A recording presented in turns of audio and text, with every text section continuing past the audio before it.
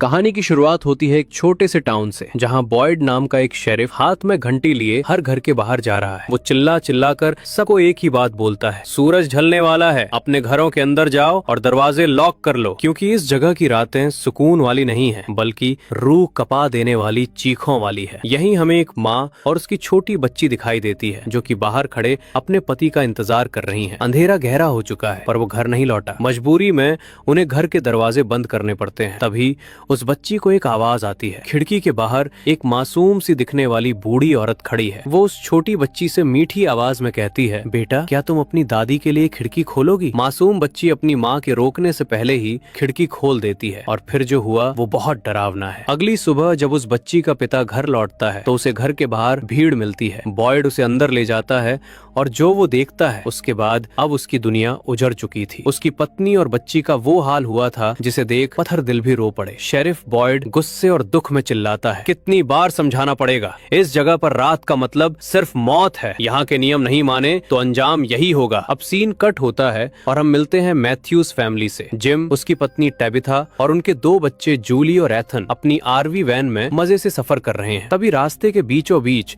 उन्हें एक विशाल काय पेड़ गिरा हुआ मिलता है। ऊपर आसमान में कौवों का झुंड मंडरा रहा है, मानो कोई बुरा संकेत दे रहा हो। वो रास्ता बदलकर आगे बढ़ते हैं, लेकिन कुछ ही देर में वो उसी अजीब से टाउन में पहुंच जाते हैं। जिम को लगता है वो रास्ता भटक गए हैं। जिम शेरिफ बॉयड से रास्ता पूछता है और ये इस शहर से बाहर निकलने की कोशिश करते हैं। लेकिन कहानी में ट्विस्ट तब आता है जब वो जितनी बार बाहर जाने की कोशिश करते हैं, उतनी ही बार उनकी गाड़ी घूम फिरकर उसी टाउन के अंदर आ खड़ी हो जाती है। टेबिथा घबरा जाती है, जिम हम फिर से वहीं आ गए। डर और हड़बड़ाहट में जिम तेज गाड़ी चलाता है और तभी सामने से आ रही एक दूसरी कार से उनका जोरदार एक्सीडेंट हो जाता है। एक्सीडेंट इतना बुरा था कि छोटे बच्चे एथन का पैर वैन के अंदर बुरी तरह फंस जाता है। दूसरी कार से एक लड़का बाहर निकलता है जो सदमे में है। वो लड़खड़ाते हुए टाउन में आता है। शेरिफ बॉयड उसे ट्रीटमेंट के लिए भेजता है और खुद मैथ्यूज फैमिली की मदद करने निकल जाता है। उसे पता है कि सूरज डूबने वाला है और अगर ये लोग खुले में रहे तो कोई नहीं बचेगा। यहाँ पर एक और लड़का है जो कि उसी कार में बैठा था। उसका नाम जेड होता है। बॉयड तुरंत जेड और मैथ्यूज फैमिली की महिलाओं टेबिथा और जूली को टाउन के सुरक्षित कॉलोनी हाउस की तरफ भेज देता है। लेकिन एथन का पैर फंसा होने के कारण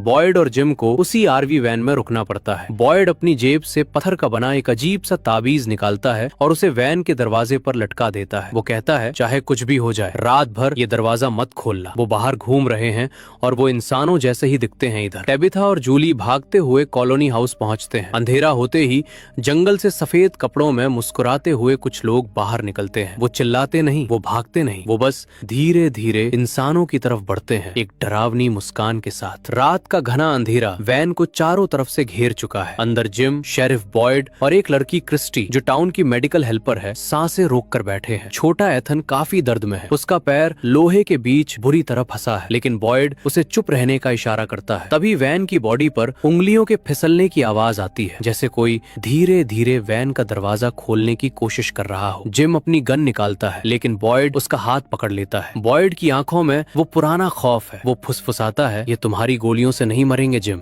अगर तुमने आज खिड़की का शीशा भी खोला तो सुबह हम में से कोई जिंदा नहीं बचेगा। बाहर से एक औरत की आवाज आती है जो कि बहुत ही शांत और मधुर है। क्या कोई अंदर है? हमें मदद चाहिए, हम बहुत ठंड में हैं। जिम को लगता है कि शायद कोई इंसान बाहर फंसा है, लेकिन क्रिस्टी उसे रोक देती है। ये वही राक्षस हैं जो अपना रूप बदल सकते हैं और इंसानों जैसी आवाज भी निकाल सकते हैं। इधर टेबिथा और उसकी बेटी जूली को कॉलोनी हाउस में है। ये टाउन के बीचों बीच एक बड़ी हवेली जैसा है जहाँ लोग एक साथ रहते हैं। यहाँ की लीडर है डोना। डोना टेबिथा को एक कड़वा सच बताती है, यहाँ दो रास्ते हैं, या तो टाउन में रहो और उनके नियमों से चलो, या यहाँ हमारे साथ आजादी से रहो। लेकिन याद रखना, यहाँ गलती की सजा सिर्फ मौत है। जूली खिड़की के पास खड़ी होकर बाहर की खामोशी को महसूस करने की कोशिश करती है। तभी उसे अंधेरे में कई सफेद आकृतियां नजर आती हैं। वो लोग कोई राक्षस नहीं लग रहे थे, बल्कि पुराने जमाने के कपड़े पहने हुए आम इंसान लग रहे थे, जो बस खड़े होकर घर की तरफ देख रहे थे और मुस्कुरा रहे थे। वो डरावनी मुस्कान जूली के जहन में बैठ जाती है। उसी रात एक लड़की जेड के दोस्त को मार देती है। उसने ऐसा क्यों किया ये हमें आगे पता चलेगा। एक्सीडेंट वाली कार का मालिक यानी जेड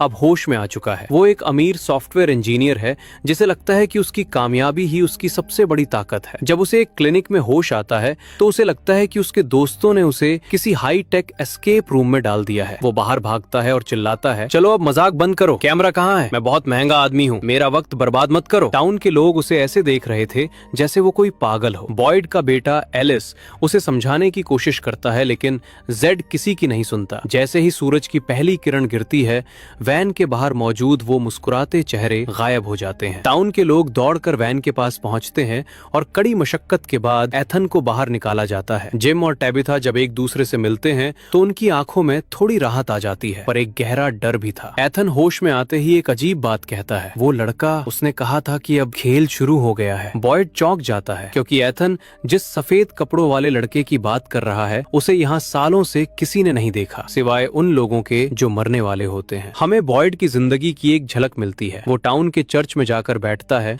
वो पादरी से बात करता है। हमें पता चलता है कि ये पत्थर के ताबीज बॉयड को एक गुफा में मिले थे और उन्हीं की वजह से टाउन के लोग अब घरों के अंदर सुरक्षित रह पाते हैं। बॉयड अपने बेटे एलिस को देखता है, लेकिन उन दोनों के बीच एक गहरी खाई है। एलिस अपनी माँ की मौत के लिए अपने पिता को जिम्मेदार मानता है। यहाँ हर घर की अपनी एक दुखद कहानी है और हर मोड़ पर एक नई पहेली। छोटा एथन क्लिनिक में भर्ती है। उसका पैर तो ठीक हो रहा है, लेकिन उसका दिमाग कहीं और है। वो बार बार उस सफेद कपड़ों वाले लड़के की बात करता है। जिम और टेबिथा को लगता है कि ये एक्सीडेंट का सदमा है, लेकिन शेरिफ बॉयड जानता है कि इस टाउन में कुछ भी महज एक इत्तेफाक नहीं होता। जेड, जो अब तक इसे एक प्रैंक या एस्केप रूम समझ रहा था, उसकी सनक अब हद पार कर रही है। वो क्लिनिक से भाग निकलता है और टाउन के बीचों बीच लगे एक खंबे पर चढ़ जाता है। वो चिल्लाता है, कैमरा कहाँ है? मुझे शो से बाहर निकालो। बॉयड उसे नीचे उतारता है और उसे उस घर में ले जाता है जहाँ उस माँ और बच्ची की मौत हुई थी। जब जेड उस कमरे की दीवारों पर खून के छींटे और बिखरा हुआ सामान देखता है तो उसकी रूह कांप जाती है। उसे पहली बार एहसास होता है कि ये कोई प्रैंक नहीं है, ये लोग सच में यहाँ फंसे हुए हैं। आज मैथ्यूज फैमिली का चूजिंग डे है।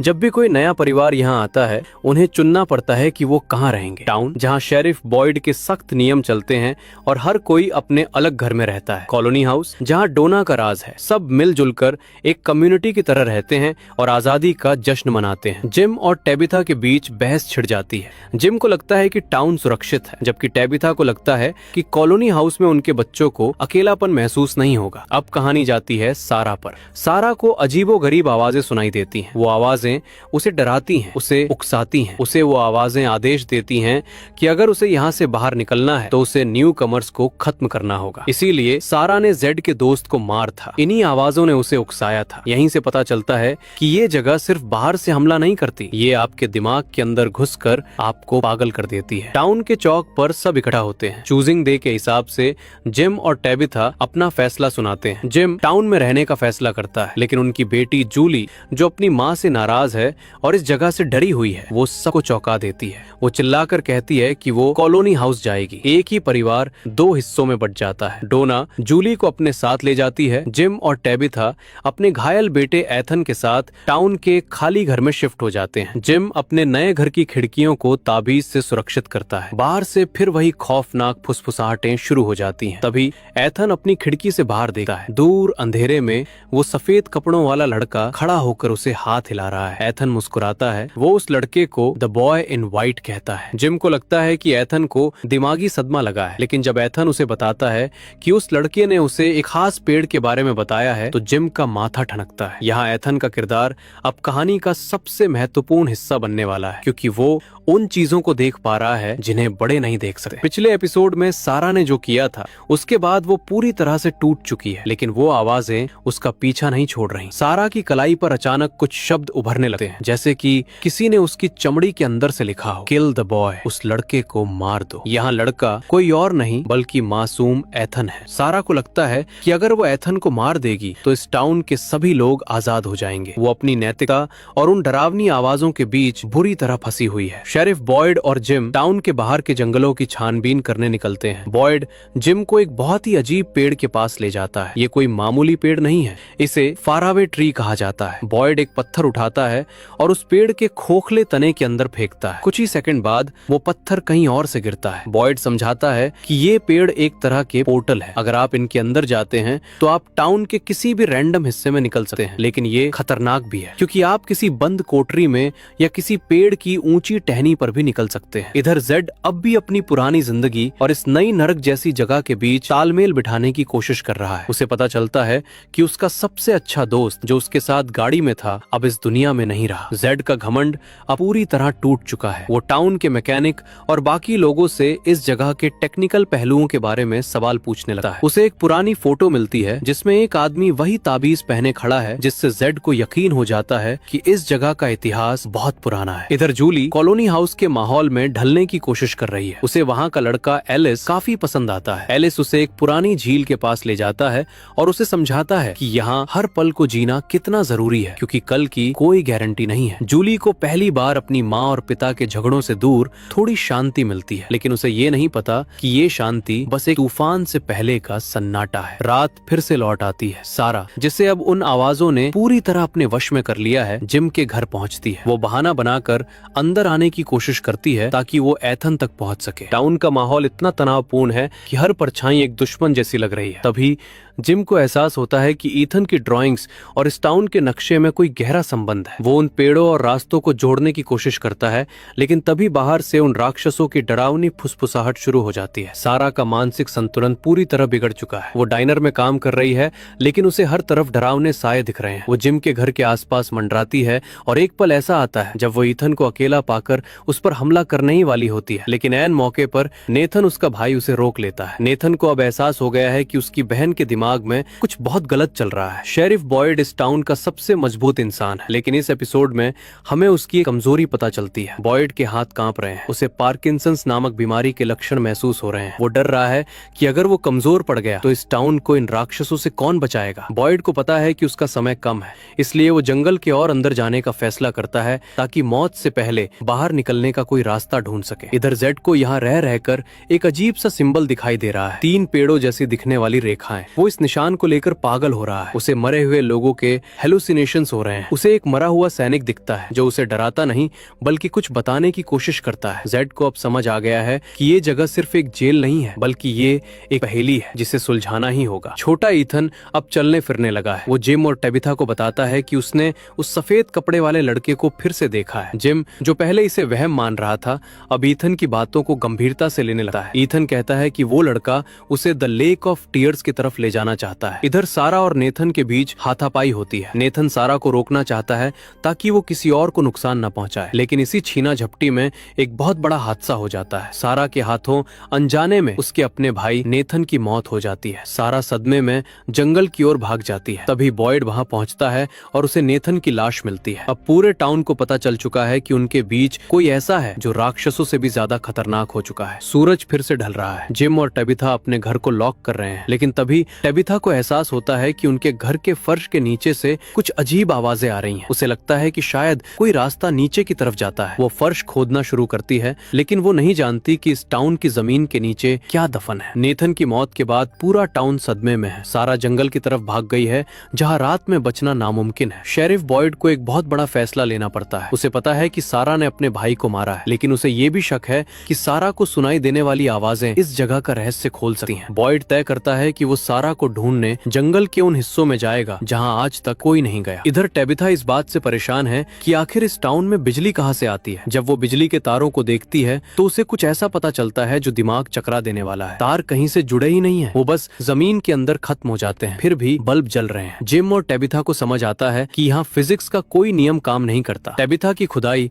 उसे एक गहरी सुरंग की तरफ ले जा रही है और उसे डर है कि शायद ये राक्षस दिन में यही नीचे छिपे रहते हैं। जेड और जिम पहली बार एक साथ आते हैं। जेड को वो अजीब सिंबल चैन से जीने नहीं दे रहा। वो जिम को बताता है कि अगर वो एक रेडियो टावर बना सके तो शायद वो बाहर की दुनिया से संपर्क कर पाएंगे। जिम, जो एक इंजीनियर है, इस आइडिया पर काम करने को राजी हो जाता है। ये पहली बार है जब टाउन के लोगों में बचने की एक ठोस उम्मीद जगती है, लेकिन क्या ये जगह उन्हें इतनी आसानी से सिग्नल भेजने देगी? खैर, अब हमें फादर खत्री के बारे में एक चौंकाने वाला सच पता चलता है। उनके पास एक बैग है जिसमें एक खून से लथपथ चॉकलेट का डिब्बा है। वो बॉयड को बताते हैं कि वो इस टाउन में कैसे आए और उनके आने से पहले उन्होंने क्या किया था। फादर खत्री को लगता है कि ये टाउन भगवान की दी हुई कोई सजा है या शायद कोई इम्तिहान। वो बॉयड को सारा को बचाने के लिए कहते हैं, क्योंकि उन्हें लगता है कि सारा भगवान का कोई जरिया हो सकती है। कॉलोनी हाउस में जूली और फातिमा के बीच दोस्ती गहरी हो रही है, लेकिन यहाँ का माहौल भी अब बदलने लगा है। लोगों के बीच सस्पेंस बढ़ रहा है कि क्या उन्हें सच में यहाँ से निकलने की कोशिश करनी चाहिए चाहिए या बस सुरक्षित रहना चाहिए। जेड वहाँ जाकर सबको अपने रेडियो प्लान के बारे में बताता है, जिससे लोगों में डर और उम्मीद दोनों बढ़ जाती है। रात होते ही बॉयड को जंगल में सारा मिल जाती है। वो मरी नहीं है, लेकिन उसकी हालत बहुत खराब है। वो डरी हुई है